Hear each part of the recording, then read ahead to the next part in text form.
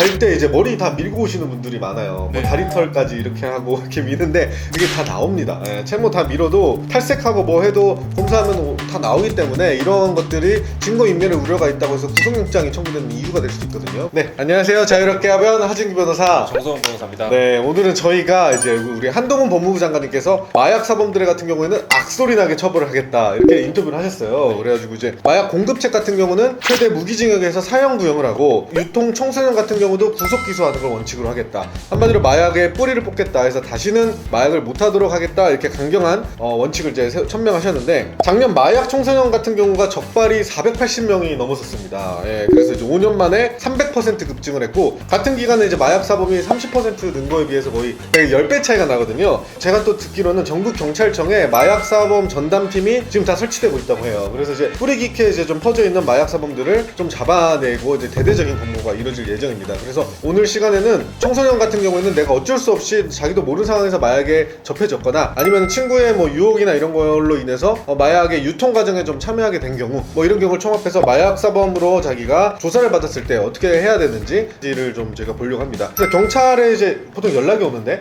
이게 왔을 때는 이제 어떤 식으로 진행을 해야 되죠? 보통 이게 경찰에서 연락이 왔다는 거는 경찰이 이제 뭐 그런 관련 증거를 확보하고 이제 연락을 하는 경우가 많이 있거든요.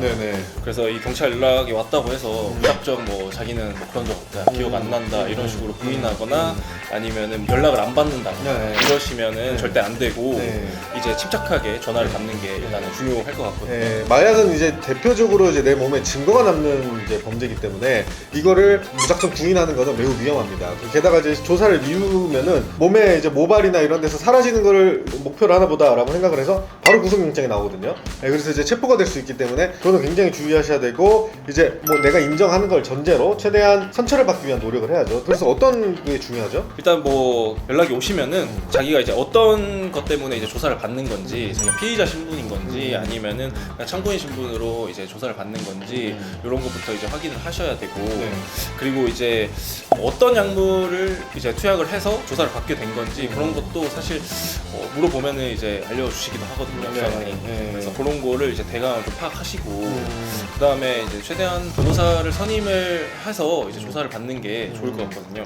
일단은 이제 내가 마약한 사실은 인정을 해야 되는 거지만 이제 그 종류와 범위, 기간 이런 것들이 이제 천차만별이잖아요. 그래서 내가 협조할 부분은 협조하되 또 필요 이상으로 벗어나는 부분에 대해서는 또 방어권을 행사할 수 있는 거라서요. 내가 한 약물, 의심받는 약물이 뭔지 이런 것들을 먼저 이제 잘 취득을 하고 그 다음에 이제 조사에 임하게 되는 건데 갈 때 이제 머리 다 밀고 오시는 분들이 많아요. 뭐 다리털까지 이렇게 하고 이렇게 미는데 이게 다 나옵니다. 채모 다 밀어도 탈색하고 뭐 해도 검사하면 다 나오기 때문에 이런 것들이 증거인멸의 우려가 있다고 해서 구속영장이 청구되는 이유가 될 수도 있거든요. 그래서 가급적 머리 밀고 이런 거 하지 마시고 있는 것들은 다 인정을 하되 내가 인정할 범위에 대해서 이제 가두리를 잘 치시고 거기에서 어떻게 선처를 받을 수 있는지 또 수사에 협조를 해서 어떻게 좀 잘 나는 좀 최선의 영향을 받을 수 있을지를 이제 고민하시는 게 중요합니다. 만약에 이제 텔레그램이나 마약 판매상 증거 이런 것들이 다 있다고 하면은 여기서 부인하면 형량만 올라갈 뿐이니까 최대한 협조를 하는 게 중요하고 또 우리 마약 사건 같은 경우는 다양한 감형 사유들을 인정하고 있거든요. 이제 어떤 게 있죠?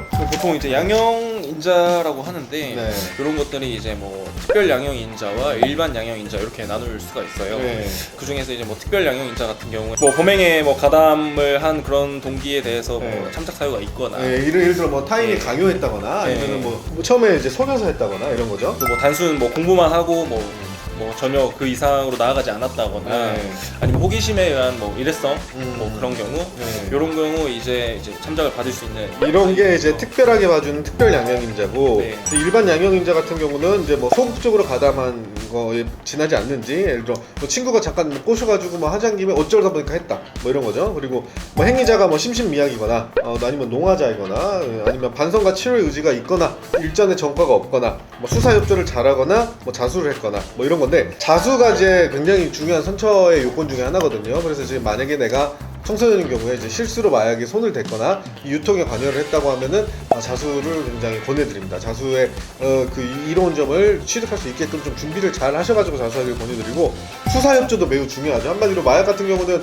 내가 골방에서 하면 알 수가 없잖아요. 그렇기 때문에 술술술 이렇게 잘 이야기해주면 굉장히 선처받거든요. 그래서 이것도 포인트를 딸 수 있게끔 수사 협조를 잘하는 게 중요합니다. 또 반대로 가중되는 요소 같은 경우는 보호가 필요한 곳에서 범행을 했다. 예를 들어 학교 아니면 뭐 학생들 앞에서 요즘 음료수 나눠주고 이게 문제가 됐죠. 하잖아요. 이런 경우는 아주 엄한 처벌을 받게 되는 거죠. 가장 지켜야 되는 학생들에 대해서 한 거니까. 그리고 뭐 학교나 병원 아니면 이제 동종전과, 상습범 뭐 이런 경우인데 동종전과가 있는 경우가 많아요. 마약 같은 경우는 한 번 가면 또 오고 또 오고 또 가는 경우가 많습니다. 그래서 이런 경우에는 이제 치료까지도 받겠다는 이런 적극적인 의지를 보여줘야 재판부에서 초기 투약인 경우에는 많이 집행유예가 나오는데 재범인 경우에는 실형이 많이 나오기 때문에 선처를 받기 위해서는 이제 재범을 방지하겠다 이런 의지를 적극적으로 보여줘야 돼요. 예. 그래서 일단은 마약으로 인해서 내가 수사를 받으라고 연락이 오면은 아 이거는 합당한 증거로서 타깃이 된 거구나라고 생각을 하시고 부인하는 것보다는 인정을 하되 선처를 받기 위해서는 수사에 협조하는 게 중요합니다. 그리고 약물의 종류가 어느 정도까지 이제 수사기관이 알고 있는지를 보고 내가 실제 한 거에 비해서 이게 어느 정도 수준인지를 판단을 하시고 이걸 잘 가두리를 쳐가려는 노력도 필요하고요. 내가 한 거에 모든 걸 자백한다 이건 또 방어권이 아니기 때문에 어느 정도까지 인정을 할지 말지를 변호사랑 충분히 상담을 하셔야 됩니다. 그리고 뭐 돈스파이크 사례에서 봤듯이 이제 내가 수사에 충분히 협조를 하면은 처음에 투약 용량이 굉장히 많더라도 집행유예가 가능하거든요. 네, 그래서 자신의 위치를 정확히 판단을 하고 마약 사례에 대해서 충분히 대응을 하셔야 되고 청소년 같은 경우에 내가 억울하게 얽혔다 이러면은 이제 지금 한동훈 법무부 장관님 같은 경우에도 억울하게 얽힌 경우에는 기소유예를 바탕으로 이제 전과 안 남게 하고 그 다음에 이제 교육 같은 걸로 이제 교화의 기회를 충분히 주겠다고 하거든요. 그러니까 내가 만약에 여기 억울하게 연루됐다고 하면 빨리 자수를 하시고 아니라고 하면 내가 가담한 범위에서 벗어나지 않도록 충분히 준비해 나가시도록 그렇게 진행하시기 바랍니다. 네, 감사합니다. 감사합니다.